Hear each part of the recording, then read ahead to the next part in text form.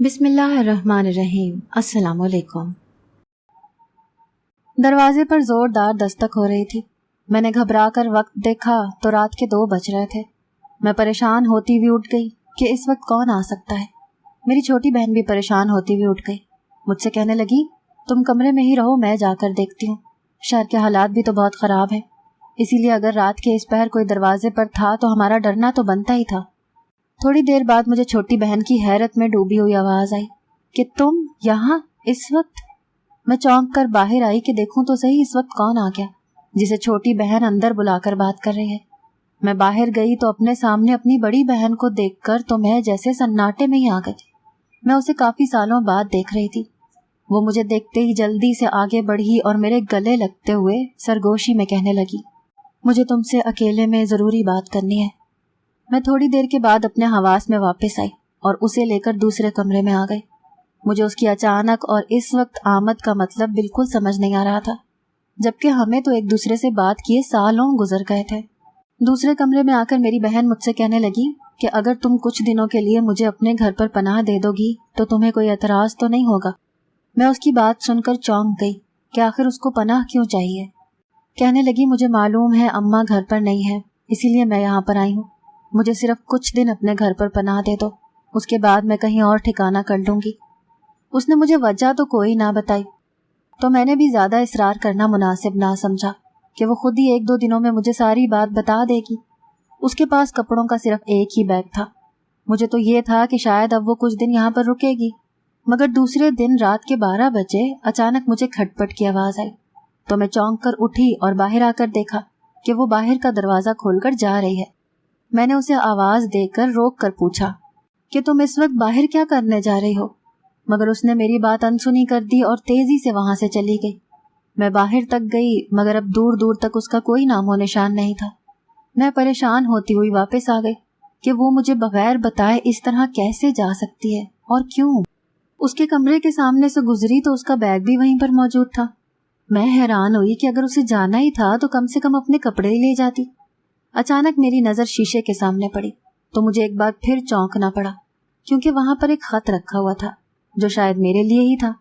اس پر صرف 2 سطریں لکھی ہوئی تھی، میں نہیں چاہتی کہ میری وجہ سے تم لوگ بھی مشکل میں پڑو، اسی لیے مجھے ہنگامی حالات میں یہاں سے نکلنا پڑ رہا ہے، پھر کبھی واپس آؤں گی۔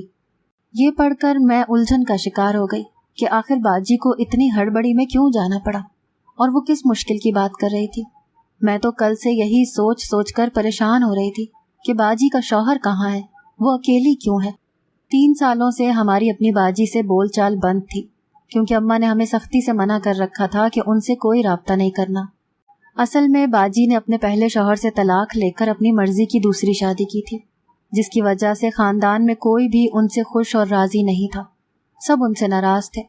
مگر ہمیں دوسروں کی زبانی پتہ چلتا رہتا تھا کہ باجی اپنے دوسرے شوہر کے ساتھ بہت خوش ہے اور اس نے باجی کو بہت اچھا رکھا ہوا ہے۔ تو اب حیرت والی بات یہ تھی کہ اچانک رات کو باجی پناہ لینے کے لیے ہمارے گھر پر کیوں آنا پڑا اس کو، اور اس کا شوہر کہاں تھا؟ کیا اس کی اپنے شوہر سے کوئی لڑائی وغیرہ تو نہیں ہو گئی تھی؟ میں جتنا سوچتی جا رہی تھی اتنا ہی الجھتی جا رہی تھی کہ آخر وہ مشکوک انداز میں آ کر چلی بھی گئی اور اس نے ہمیں کچھ بتایا بھی نہیں، اور وہ یہ اپنا کپڑوں والا بیگ کیوں چھوڑ گئی۔ ایک بار پھر میرا دھیان اس بیگ پر گیا تو میرے ذہن میں سوال نے سر اٹھایا۔ اس بیگ کو جیسے ہی میں نے کھول کر دیکھا تو اس کے اندر موجود چیزوں کو دیکھ کر میرے ہوش و حواس ہی اڑ گئے۔ ان ساری چیزوں میں ایک ڈائری بھی تھی جو شاید باجی نے میرے لیے ہی یہاں پر چھوڑی تھی، ورنہ تو وہ ان ساری چیزوں کو اپنے ساتھ ہی لے جاتی۔ میں نے ڈائری کو پڑھنا شروع کیا جس میں باجی نے اپنی زندگی کی ساری کہانی اور اب تک کے سارے واقعات اور حالات لکھ دیے تھے۔ میں نے پڑھنا شروع کیا۔ میرا نام میمونہ ہے، لیکن پیار سے سب مجھے مونا کہتے ہیں۔ میں اپنی بہنوں میں سب سے بڑی تھی۔ مجھے اپنے چھوٹے بہن بھائیوں پر اس لیے بھی فوقیت حاصل تھی کیونکہ میں ان سب سے زیادہ پیاری تھی۔ خوبصورتی میں اپنی مثال آپ تھی۔ سارا زمانہ میری تعریفیں کرتا تھا، میرے حسن کے قصیدے پڑھتا تھا، اسی لیے بچپن سے ہی مجھے اپنی اہمیت کا خوب اندازہ تھا۔ لیکن میری بدقسمتی کہ میں ایک مڈل کلاس گھرانے میں پیدا ہوئی، جبکہ میرے خیال میں تو مجھے کسی امیر و کبیر گھرانے میں پیدا ہونا چاہیے تھا۔ میرا باپ سعودی عرب میں ایک کمپنی میں ملازم تھا، لیکن پھر بھی ہمارے گھر کے حالات بہت اچھے نہیں تھے کہ میں اپنی ساری خواہشیں پوری کر لیتی۔ لیکن میری ماں پھر بھی ہر ممکن کوشش کرتی تھی کہ میری ہر بات کو مانے اور ہر خواہش کو پورا کرے۔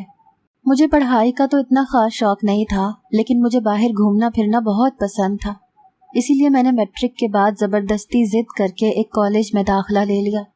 مجھے کالج کی آزادی اور زندگی بہت پسند تھی، اسی لیے میں پڑھائی کو چھوڑ کر اپنے دوستوں کے ساتھ ہی مصروف رہتی تھی۔ کالج میں بھی اگرچہ بہت پیاری پیاری لڑکیاں تھیں، لیکن وہاں بھی میری ٹکر کا کوئی نہیں تھا، اسی لیے ساری لڑکیاں میرے ارد گرد بھنوروں کی طرح منڈلاتی رہتی تھیں۔ میرا بس ایک ہی شوق رہ گیا تھا کہ میری شادی کسی امیر آدمی کے ساتھ ہو۔ میں ہرگز بھی اپنے غریب خاندان میں شادی نہیں کرنا چاہتی تھی، اسی لیے میں نے اماں کو صاف صاف منع کر دیا کہ وہ اپنے کسی بھی رشتہ دار کا رشتہ میرے سامنے نہ لے کر آئیں، کیونکہ مجھے ایسے کسی آدمی سے شادی کرنی ہے جو بہت سارا پیسہ کماتا ہو۔ گریجویشن تک پڑھنے کے بعد میں نے چھوٹی موٹی نوکری کرنی شروع کر دی تاکہ میں کم سے کم اپنا خرچہ تو نکال سکوں، کیونکہ جو کپڑے اور جوتے وغیرہ میں پہننا چاہتی تھی اب میرے باپ کے بس میں نہیں تھا کہ وہ مجھے ایسے کپڑے اور جوتے دلا سکے، کیونکہ چھوٹی بہنیں بھی بڑی ہو رہی تھیں اور ان کی تعلیم کا بھی کافی خرچہ تھا۔ اسی لیے اماں بہت سوچ سمجھ کر پیسے استعمال کرنے لگی تھیں اور مجھے غصہ آتا تھا، اسی لیے میں نے نوکری کر لی تاکہ میں اپنے اخراجات خود ادا کر لوں۔ انہی دنوں میرے لیے ایک رشتہ آیا۔ رشتے والے نے بتایا کہ لڑکا باہر کے ملک میں ہوتا ہے اور بہت پیسے کماتا ہے، ہو سکتا ہے شادی کے بعد بیوی کو بھی باہر بلا لے۔ یہ سن کر میں نے اماں کو کہا کہ فوراً ہاں کر دو، اتنا اچھا رشتہ ہاتھ سے مت گنواؤ۔ میری اماں کو یہ رشتہ کچھ خاص پسند نہیں تھا، کیونکہ وہ باہر والے کسی کے ساتھ میری شادی نہیں کرنا چاہتی تھی، مگر میری زبردستی کرنے پر اسے ہاں ہی کرنی پڑی۔ یوں میں رخصت ہو کر شفیق کے گھر آ گئی۔ میں اسے شادی کر کے بہت خوش تھی۔ مجھے لگتا تھا کہ اب میری جتنی بھی ادھوری خواہشیں تھیں وہ سب میرا شوہر پوری کرے گا اور میں اس کے ساتھ باہر کے ملک میں جا کر ہی سیٹل ہو جاؤں گی اور وہیں رہوں گی، مگر یہ سب خواب میرے خواب ہی ثابت ہوئے، کیونکہ ایسا کچھ بھی نہیں تھا جیسا اس رشتے والی نے ہمیں بتایا تھا۔ میرا شوہر تو دبئی میں ایک معمولی سی ملازمت کرتا تھا اور وہ ہرگز بھی اس قابل نہیں تھا کہ مجھے وہاں اپنے پاس بلا سکے۔ مجھے بہت غصہ آیا کہ میں نے جلد بازی میں اپنی زندگی کے ساتھ یہ کیسا نقصان کر لیا، مگر اب میرے پاس اور کوئی حل نہیں تھا کہ میں صبر و شکر سے گزارا کرتی رہوں، اور میں ویسے ہی کرنے لگی۔ مگر بہت جلد میں اکتا گئی، کیونکہ میرا شوہر شادی کے دوسرے مہینے کے بعد گیا تھا اور شادی کے 2 سال بعد صرف 2 دن کے لیے واپس آیا تھا۔ اس نے بتایا کہ وہ یوں ہی سالوں بعد آیا کرے گا۔ میں بہت پریشان ہو گئی تھی، کیونکہ میں نے ایسی زندگی کبھی خواب میں بھی نہیں سوچی ہوئی تھی کہ میں اپنے شوہر کے انتظار میں دن رات یوں ہی گزار کر اپنی جوانی کے بہترین ایام ضائع کر لوں، کیونکہ مجھ جیسی خوبصورت لڑکی کے تو دعوے دار جگہ جگہ تھے۔ میں جس محلے میں رہتی تھی وہاں کا ہر مرد مجھے حسرت بھری نظروں سے دیکھتا تھا، اور میں ان کی نظروں کے پیغامات خوب سمجھتی تھی، کیونکہ اکیلی عورت کو تو سبھی شکار کرنا چاہتے ہیں۔ ویسے بھی ان میں سے کسی کی بیوی بھی مجھ جیسی خوبصورت اور حسین نہیں تھی۔ یہاں بھی پورے محلے میں میری خوبصورتی کے چرچے پھیلے ہوئے تھے۔ یہی نہیں بلکہ میں جس دفتر میں کام کرتی تھی وہاں بھی سب میرے آگے پیچھے گھومتے تھے اور میری ایک نظر اور ایک اشارے کے منتظر رہتے تھے۔ کچھ عرصے کے بعد کمپنی کا باس بدل گیا، تو جو نیا باس آیا وہ میرے کام سے نہایت خوش تھا، لیکن پھر آہستہ آہستہ مجھے احساس ہونے لگا کہ وہ میرے کام سے نہیں بلکہ میری خوبصورتی سے متاثر ہو رہا تھا، اور یہ میرے لیے بہت اچھی بات تھی۔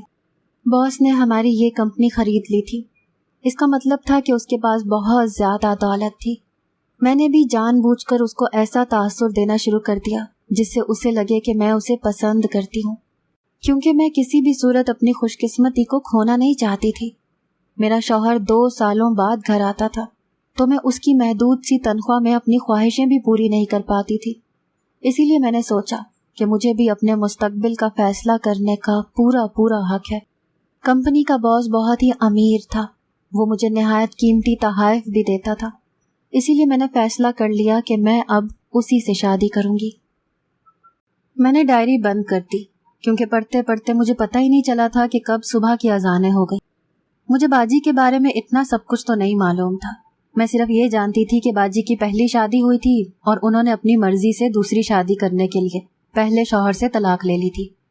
हम सबको बाजी के पहले शौहर शफीक भाई बहुत अच्छे लगते थे, क्योंकि वो सादा मिजाज और अच्छे इखलाक वाले इंसान थे। मगर जाने बाजी को सिर्फ दौलत ही क्यों चाहिए थी। अम्मा ने और बाकी सब ने बाजी को समझाने की और तलाक से रोकने की बहुत कोशिश की थी, मगर उन्होंने किसी की भी नहीं सुनी थी और 3 साल पहले दूसरी शादी कर ली थी। तब से अब तक हमारी ना तो बाजी से कोई बात हुई थी और ना ही अम्मा ने कभी उनको घर पर आने की इजाज़त दी थी। मुझे बाजी के बारे में ये सब कुछ पढ़कर बहुत तकलीफ और दुख हो रहा था कि वो कितनी लालच, मादा परस्त तबीयत की मालिक थी कि सिर्फ पैसों की खातिर उसने अपने शरीके हयात से तलाक ले ली। मुझे ये समझ नहीं आ रही थी कि बाजी ने ये डायरी आखिर यहाँ पर ही क्यों छोड़ दी और बैग में मौजूद वो सब चीज़ें, उनका क्या मकसद था। मैं मज़ीद पढ़ना चाहती थी और सारे हालात व वाक़यात जानना चाहती थी कि बाजी की ज़िंदगी में ऐसा क्या हो गया कि उसे 3 साल बाद चोरों की तरह घर आना और फिर जाना पड़ गया। लेकिन अम्मा घर पर नहीं थी और छोटी बहनों को कॉलेज भेजना था, इसीलिए मैं उठकर नाश्ते की तैयारी करने लग गई। मगर इस दौरान मेरा जहन मुसलसल बाजी के मशकूक रवैये के बारे में ही सोचता रहा। बैग में मौजूद उन चीज़ों ने मुझे बहुत परेशानी और तशवीश में डाल दिया था। छोटी बहनें कॉलेज चली गईं तो मैं घर के कामकाज में मसरूफ़ हो गई। इसी दौरान ज़ोर से किसी ने दरवाजे पर दस्तक दी। मैंने खोला तो बाजी घबराते हुए अंदर आई और आते ही मुझसे अपने बैग के बारे में पूछने लगी। मैंने उससे पूछा कि वो इतनी घबराई हुई क्यों है, मगर उसने मेरे किसी भी सवाल का जवाब दिए बगैर अंदर को दौड़ लगा दी और अपने कमरे में से अपना बैग उठाकर बगैर कुछ भी बताए चली गई। मुझे कुछ ठीक नहीं लग रहा था। उसका यूं हड़बड़ाना और घबराना मेरे जहन में शक पैदा कर रहा था कि कहीं वो किसी मुश्किल में तो नहीं है। अचानक मुझे याद आया कि बाजी की डायरी तो उस बैग में नहीं है, क्योंकि जब मैं पढ़ रही थी तो मैंने वो बेड के साइड वाले दराज में रख दी थी। मैं फौरन अंदर गई और वो डायरी खोलकर पढ़ना शुरू की ताकि मुझे पता चल सके कि बाजी आजकल किन चक्रों में है। मैंने वहीं से पढ़ना शुरू किया जहाँ से छोड़ा था। जैसा मैंने सोचा था बिल्कुल वैसा ही हुआ। मेरा बॉस भी मेरी अदाओं और मेरे हुस्न पर फरेफ्ता हो गया। उसने मुझे शादी के लिए प्रपोज कर दिया। अब मेरा यही काम था कि मैं अपने शौहर से तलाक ले लेती, इसीलिए मैंने एक दिन उसे फ़ोन करके तलाक का मुतालिबा कर दिया। वो बेचारा बहुत परेशान हुआ, मुझसे माफ़ी मांगने लगा। कहने लगा अगर तुम मेरे यहाँ रहने की वजह से परेशान हो तो मैं वापस आ जाता हूँ। मगर मैंने मना कर दिया, क्योंकि अगर वो वापस आ भी जाता तो मुझे आसाइशात और सहूलियात तो ना दे पाता जो मुझे यहाँ से मिल रही थी। मैंने हर सूरत उससे तलाक की रट जारी रखी और आखिरकार उसने मेरी राय का एहतराम करते हुए मुझे तलाकनामा भिजवा दिया। उस दिन मैं बहुत खुश थी। ऐसा लग रहा था कि जैसे मुझे आज़ादी मिल गई हो। अब मैं आज़ाद थी और जो चाहे वो कर सकती थी। इसीलिए मैंने इद्दत पूरी करते ही अपने बॉस से शादी कर ली। हमारा निकाह एक बहुत बड़े होटल में हुआ था, जहाँ के इंतज़ामात भी बहुत ज़बरदस्त थे और पैसा लगाकर किए गए थे। मैं अपनी खुशबख्ती पर नाज कर रही थी कि आखिरकार मुझे वो मिल गया जो मैं चाहती थी।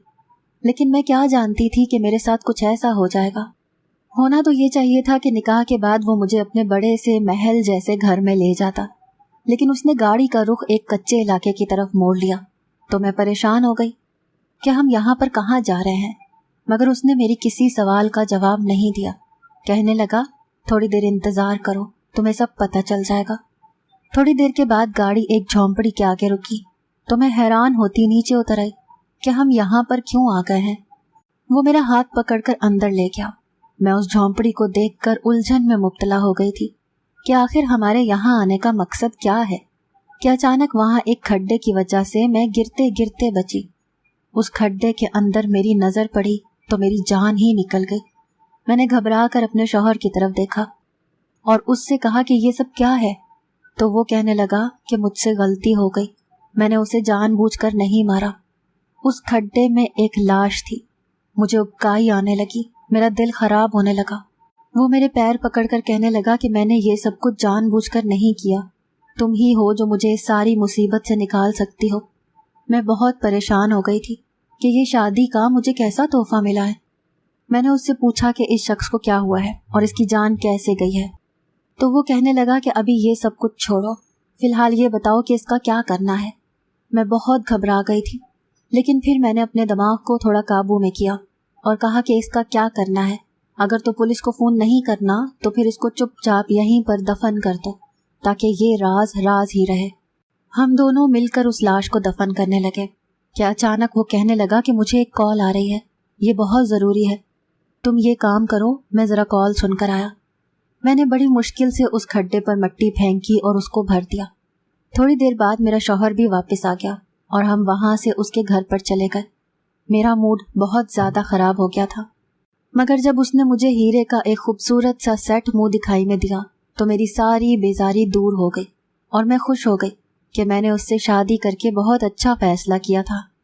कुछ दिन मेरे बहुत अच्छे गुजरे, लेकिन मैं नहीं जानती थी कि ये सिर्फ कुछ दिनों का ही सुकून है, क्योंकि शादी के एक हफ्ते बाद मुझे एक अनजान नंबर से कुछ तस्वीरें मौसूल हुई, जिनको देखकर मेरी जान हलक में आ गई, क्योंकि उन तस्वीरों में मैं और मेरे शौहर साफ साफ उस मरे हुए आदमी को दफनाते हुए दिखाई दे रहे थे। ये शादी के उसी पहले दिन की तस्वीरें थीं जब हम उस झोंपड़ी में गए थे, मगर जाने कब और किस ने हमारी तस्वीरें खींच लीं और अब वो हमें भेजकर शायद ब्लैकमेल करना चाह रहा था। अभी मैं वो तस्वीरें देख ही रही थी कि मेरा शौहर भी भागा भागा आया। वो काफ़ी परेशान लग रहा था। पता चला कि उसे भी किसी ने वो तस्वीरें भेज दी हैं। मुझे लगा था कि जो शख्स हमें ब्लैकमेल कर रहा है शायद उसे पैसे चाहिए होंगे, मगर जब मेरे शौहर ने उसकी शर्त बताई तो वो शर्त सुनकर मुझे बहुत अजीब लगा। जिस शख्स ने हमारी वो तस्वीरें बनाई थी उसने मुझे कॉल करके कहा कि अगर मैं नहीं चाहती कि ये तस्वीरें पुलिस के पास जाएं, तो मुझे और मेरे शौहर को उसके लिए काम करना पड़ेगा। मैंने जब पूछा कि कैसा काम, तो कहा गया कि तुम लोगों को बस हर हफ्ते हमारा एक बैग हमारे मतलूबा पते तक पहुंचाना होगा। मुझे ये काम कुछ ठीक नहीं लग रहा था, क्योंकि इस तरह के काम तो काफ़ी मशकूक होते हैं, लेकिन मुझे और मेरे शौहर को अपनी जान बचाने के लिए उसकी बात मानना पड़ी। मैं उस बैग को खोल कर देखना चाहती थी कि आखिर उस बैग में ऐसा क्या है कि जिसके लिए उसने हम दोनों का इंतखाब किया, लेकिन मेरे शौहर ने मुझे मना कर दिया। कहने लगा कि अगर उसे पता चल गया कि हम उसकी जासूसी कर रहे हैं तो वो हमारी तस्वीरें पुलिस को दे देगा, इसीलिए हमें सिर्फ वही करना है जो वो कह रहा है। मैं भी मान गई और हम उस शख्स के लिए काम करने लगे जिसकी सूरत से भी हम आगाह नहीं थे। उसे हमने आज तक देखा ही नहीं था। अक्सर औकात मुझे खुद ही वो बैग लेकर जाना पड़ता था। रास्ते में जगह जगह पुलिस का नाका होता था, लेकिन वो मुझ जैसी खूबसूरत लड़की को देखते ही उनकी भी राल टपकने लगती थी। वो मुझे बगैर तलाशी के ही जाने देते थे और शायद इसी वजह से उस आदमी ने मेरा इंतखाब किया था और हम ये काम करते थे। तकरीबन 1.5 साल होने वाला था और मुझे अब तक नहीं पता था कि उस बैग में आखिर ऐसा क्या होता है। एक बार तो मेरे तजस्सुस की इंतहा हो गई। मैंने घर से कुछ दूर आते ही गाड़ी में उस बैग को खोल लिया और मेरी आंखें चुंधिया गई। इतने हीरे और जवाहिरात तो मैंने अपनी सारी जिंदगी में नहीं देखे थे जो उस बैग में थे। इसका मतलब तो ये था कि ये मुझसे गैर कानूनी तौर पर काम करवा रहे थे, क्योंकि दूसरी सूरत में अगर पुलिस को पता चल जाता तो वो लाजमी सवालात करती और इस माल को भी अपने कब्जे में ले लेती। इसीलिए वो मेरे जरिए ऐसा कर रहे थे। ये माल मुझे बड़े बड़े वजीरों और मुशीरों के घर तक पहुंचाना होता था और अब मुझे समझ आ रही थी कि ये बहुत बड़ा चक्कर है जिसमें मैं फंस चुकी हूँ और इसमें बहुत से लोग शामिल हैं। मेरा शौहर तो सीधा सादा सा इंसान था और शायद उसे भी मालूम नहीं था कि हम कितनी मुश्किल में पड़ गए हैं। हमारी एक गलती ने हमें इस मोड़ पर लाकर खड़ा किया था। मैंने फैसला किया कि मुझे अभी वापस जाकर अपने शौहर को सब कुछ सच सच बता देना चाहिए। अगर कभी हम इस माल के साथ पकड़े जाते तो हमें गैर कानूनी काम करने के जुर्म में सालों के लिए जेल की हवा खानी पड़ती। इसीलिए बेहतर यही था कि हम अभी कुछ सोचकर अपनी गलती को सुधार लेते। मैं आधे रास्ते से ही पलट गई। जैसे ही मैं अपने कमरे में गई तो अपने शौहर की आवाज़ सुनकर मुझे अचानक रुकना पड़ा। वो मेरा नाम लेकर किसी से कॉल पर बात कर रहा था। कह रहा था कि हाँ, मैंने अपनी बीवी को यहाँ से रवाना कर दिया है। 1 घंटे तक वो माल लेकर पहुँचती ही होगी। तुम फिक्र ना करो, पुलिस खूबसूरत औरतों की तलाशी नहीं लेती। वो बआसानी और बाहिफाजत वो माल तुम तक पहुँचा देगी। तुम बस जब वो सब कुछ बेच लो तो मेरा हिस्सा मुझे लाजमी भिजवा देना। ये सब सुनकर तो मेरे होशो हवास ही उड़ गए कि क्या मेरे शौहर को पहले से ही मालूम था और वो किस हिस्से की बात कर रहा था। ये सोचकर कि कहीं मेरा शौहर भी उनके साथ तो नहीं मिला हुआ, इस बात ने मेरे कदमों तले से जान निकाल दी। मैं कमरे में गई तो वो अचानक मुझे अपने सामने देखकर घबरा गया और उसे शक गुजरा कि कहीं मैंने सब सुन ना लिया हो। مگر میں نے ایسے ظاہر کیا کہ میں نے کچھ نہیں سنا۔ میں نے اسے کہا کہ میری طبیعت بہت زیادہ خراب ہو رہی ہے، اسی لیے میں آدھے راستے سے ہی واپس پلٹ آئی ہوں۔ اس نے میری طبیعت پوچھنے کے بجائے پوچھا کہ وہ بیگ کہاں ہے۔ میں نے جب اسے بتایا کہ گاڑی میں ہے تو وہ فوراً نیچے بھاگ کر چلا گیا۔ اس کا موبائل بیڈ پر ہی تھا۔ میں نے اس کے کمرے سے نکلتے ہی فوراً وہ موبائل اٹھایا تو اس کی یہ حقیقت جان کر کہ اس ساری سازش کے پیچھے شروع سے میرے شوہر کا ہاتھ تھا، مجھے سمجھ نہیں آیا کہ میں کیا کروں، کیونکہ جن تصویروں کی بنا پر میں بلیک میل ہو رہی تھی وہ تصویریں میرے شوہر کے موبائل سے ہی کھینچی گئی تھیں اور وہ اس کے موبائل میں ہی تھی۔ مجھے اب جلد از جلد کچھ کرنا تھا، میں مزید اس سب کا حصہ نہیں بن سکتی تھی۔ اب مجھے سمجھ آ رہا تھا کہ میرے باس نے مجھ سے شادی کیوں کی تھی، کیونکہ وہ شروع دن سے ہی غیر قانونی ذرائع سے دولت کما رہا تھا اور اپنے اس کام کے لیے اسے خوبصورت عورت کی تلاش تھی جو مجھ پر آ کر ختم ہوئی، اور میں بھی اس کے چنگل میں پھنس گئی۔ میں نے جلدی سے اپنے اور اس کے موبائل سے وہ ساری تصویریں ڈیلیٹ کر دیں۔ جب وہ سو گیا تو میں وہ بیگ اٹھا کر گھر سے باہر نکل آئی۔ میں نے اپنی ساری روداد اس ڈائری میں اسی لیے محفوظ کر دی ہے تاکہ کل کو اگر مجھے کچھ ہو جائے تو اس کا ذمہ دار میرے اس دوسرے شوہر کو ہی سمجھا جائے۔ اس کے آگے کچھ بھی نہیں لکھا ہوا تھا۔ میں نے نہایت پریشانی کے عالم میں ڈائری بند کی تھی۔ جو کچھ میں نے پڑھا تھا وہ سب پڑھ کر مجھے تو باجی کی فکر ہونے لگی تھی، کیونکہ میں نے بھی دیکھا تھا کہ اس بیگ میں کافی سارے ہیرے جواہرات تھے۔ اس وقت تو میں نے کوئی غلط سوچ نہیں سوچی تھی، مگر اب کیونکہ مجھے سب پتہ چل گیا تھا تو میرے لیے اپنی باجی کی سلامتی کی فکر ہو رہی تھی۔ وہ اپنے شوہر سے چھپنے کے لیے گھر پر رہنے آئی تھی، مگر جانے ایسا کیا ہو گیا تھا کہ اگلے ہی دن اسے جانا پڑا اور پھر سے کچھ دنوں بعد وہ بیگ لے کر چلی گئی۔ ان سب باتوں نے مجھے پریشان کر دیا تھا۔ مجھے سمجھ نہیں آ رہی تھی کہ میں کیا کروں۔ باجی کے باس نے تو اسے انتہائی پلاننگ کے ساتھ شکار کیا تھا۔ کچھ سوچتے ہوئے میں نے اپنی دوست کو فون کیا، اس کا بھائی پولیس میں تھا۔ میں نے وہ ڈائری اس کے بھائی کو پڑھنے کے لیے دے دی اور اسے درخواست کی کہ وہ میری بہن کو اس سب سے نکالنے کے لیے مدد کرے۔ میری درخواست پر جلد ہی پولیس نے اپنا کام شروع کر دیا۔ ہر جگہ میری بہن کی تلاش میں چھاپے مارے گئے، مگر وہ کہیں بھی نہیں تھی۔ اس کا شوہر بھی فرار تھا۔ میرے دل میں بار بار یہی ڈر آ رہا تھا کہ کہیں اس کے شوہر نے اسے کوئی نقصان نہ پہنچا دیا ہو۔ آخر پولیس کو 2 ہفتے کی محنت کے بعد باجی کا پتہ مل ہی گیا۔ اسے شہر سے بہت دور ایک گودام میں قید کیا گیا تھا۔ اس کو قید کرنے والا اس کا شوہر ہی تھا۔ باجی جب واپس آئی تو اس نے مجھے بتایا کہ ہاں، میں اس دن اپنے شوہر سے بچنے کے لیے ہی پناہ لینے آئی تھی، مگر پھر اس نے مجھے فون کر کے دھمکی دی کہ اگر میں واپس نہیں آئی تو اس کے پاس میرے خلاف اور بہت سے ثبوت ہیں جو وہ پولیس کو دے کر مجھے گرفتار کروا سکتا ہے۔ اسی لیے مجھے واپس جانا پڑا، مگر میں نے اس کو صاف صاف کہہ دیا کہ میں اب اس کے ساتھ کوئی بھی غیر قانونی کام نہیں کروں گی، اور اگر اس نے زبردستی کی تو میں خود کو پولیس کے حوالے کر کے اس کے بارے میں بھی سب کچھ سچ سچ بتا دوں گی۔ تو اس نے مجھ سے معافی مانگی اور کہا کہ میں وہ بیگ اسے لا کر دے دوں، تو آج کے بعد وہ مجھے کوئی کام نہیں کہے گا۔ اسی لیے میں دوبارہ سے تمہارے پاس سے آ کر وہ بیگ لے کر چلی گئی تھی، مگر اس نے وعدہ خلافی کی اور مجھے اس ڈر سے کہ کہیں میں اپنی زبان نہ کھول دوں ایک گودام میں قید کر دیا۔ میں نے وہ ڈائری اسی نیت سے لکھی تھی کہ کل کو اگر میں کسی مشکل میں ہوں تو جو وہ ڈائری پڑھے وہ مجھے اس مشکل سے نکال لے، اور مجھے پوری امید تھی کہ تم وہ ڈائری پڑھ کر ضرور میری مدد کرنے آؤ گی۔ پولیس نے باجی کے شوہر کو گرفتار کر لیا۔ میری ماں کو جب سارے حالات کا پتہ چلا تو اس کو باجی پر بہت غصہ آیا کہ وہ لالچ میں اتنی آگے بڑھ گئی تھی کہ اسے صحیح اور غلط کا فرق ہی بھول گیا تھا، اور اس نے کس شخص کو اپنے لیے چن لیا۔ مگر وہ بہت شرمندہ تھی اور معافی مانگ رہی تھی۔ اب چونکہ اس کا ہمارے علاوہ کوئی نہیں تھا، اسی لیے ہم اسے اپنے گھر واپس لے آئے۔ باجی کے پہلے شوہر کو سب واقعات کا پتہ چلا تو اس نے پھر سے اپنے ساتھ نکاح کرنے کی پیشکش کر دی۔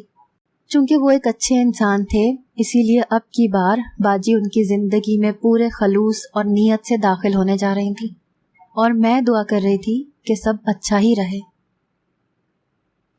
اگر آپ کو ہماری آج کی کہانی پسند آئی ہے تو اسے لائک کریں، شیئر کریں اور چینل کو سبسکرائب کرنا مت بھولیے گا۔